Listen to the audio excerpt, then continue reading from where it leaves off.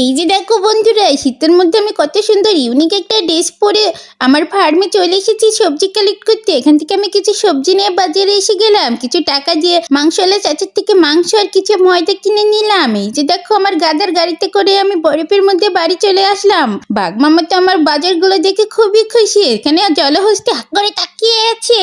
এই যে আমি মুরগিকে খাবার দিচ্ছি, খাবার না দিলে কি আর ওরা ডিম দিবে? এখানে দেখো বাঘ মামা চা খাচ্ছে, এই ঠান্ডার মধ্যে চা খেতে অনেক ভালো লাগে। কে কে ঠান্ডার মধ্যে চা খাও অবশ্যই জানিও। এদিকে জলহস্তি দেখো বস্তা তুলে নিয়ে চলে আসলো, তার গায়ে অনেক শক্তি। এদিকে বাঘ মামা বরফের মধ্যে গাড়ি চালাচ্ছে, আর এদিকে দেখো আমি রান্নার কাজে ব্যস্ত। আমার রান্না করতে অনেক ভালো লাগে, তোমরা তো জানোই, সেজন্যই তো আমি সারাদিন রান্না করতেই থাকি।